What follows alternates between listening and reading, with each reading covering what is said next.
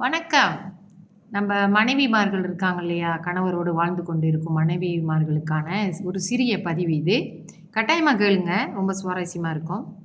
இந்த மனைவி என்ன செய்றாங்கன்னு சொன்னாக்கா, ஒரு துறவிகிட்ட போய் கேட்குறாங்க. ஒரு கேள்வி கேட்குறாங்க. என்னன்னா, "நான் நினைக்கிறேன் இனிமே என்னோட கணவர் கூட என்னால இனிமையா வாழ முடியாது. ஏன்னா அவர்கிட்ட நெறைய குறைபாடுகள் இருக்கு. அவர விட்டு விலகி சென்றால் ஒரு நல்ல வாழ்க்கை கிடைக்குமா?" அப்படின்ட்டு ஒரு ஆலோசனை போயிட்டு துறவிகிட்ட இந்த பெண்மணி கேட்குறாங்க. அவருக்கா நேரடியா ஒரு பதில் சொல்ல முடியாம, சரி இந்த பெண்மணிய நம்ம என்ன செய்வோம், அவங்கள கூப்ட்டு, "இங்க நெறைய செடி வளர்த்து வச்சிருக்கேன். இதுல என்ன செடி உனக்கு வேணும்? உனக்கு நீ விருப்பப்படுற செடிய வந்து நீ எடுத்துட்டு போ" அப்படின்ட்டு அவரு சொல்றாரு. உடனே இவங்க என்ன நெனைக்கிறாங்க, துறவி என்ன நம்ம கேட்ட கேள்விக்கு பதில் சொல்லாம செடிய குடுக்குறாரு, செடி எடுத்துட்டு போ சொல்றாரு அப்படின்னு சொல்லிட்டு.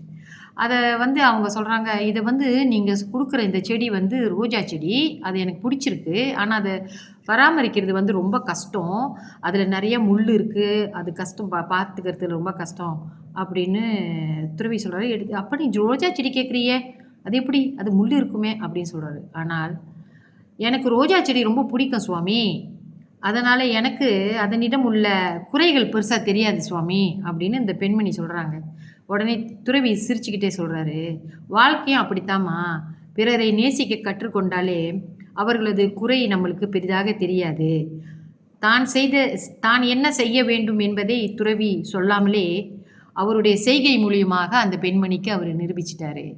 அப்ப அந்த பெண்மணி புரிஞ்சுக்கிட்டாங்க. ஆஹா! நம்மளுக்கு கிடைச்சிருக்கிற கணவர வைத்து, அத வச்சு தான் நம்ம சமாளிச்சு வாழ்க்கை நடத்தணும். அவர உண்மையா நேசிக்கணும் அப்படின்றத அவங்க புரிஞ்சுக்கிட்டாங்க. இது ஒவ்வொரு மனைவிமார்களும் புரிஞ்சு கொள்ளணும். குறையில்லாத இடம் இல்லை. நம்ம எல்லாத்துலயும் ஏதாவது ஒரு பிரச்சனைகள் இருந்து கொண்டு தான் இருக்கும். அதை சமாளித்து தான் இந்த பெண்மணிகள், மனைவிமார்கள் எல்லாம் வாழ்க்கை நடத்த வேண்டும்.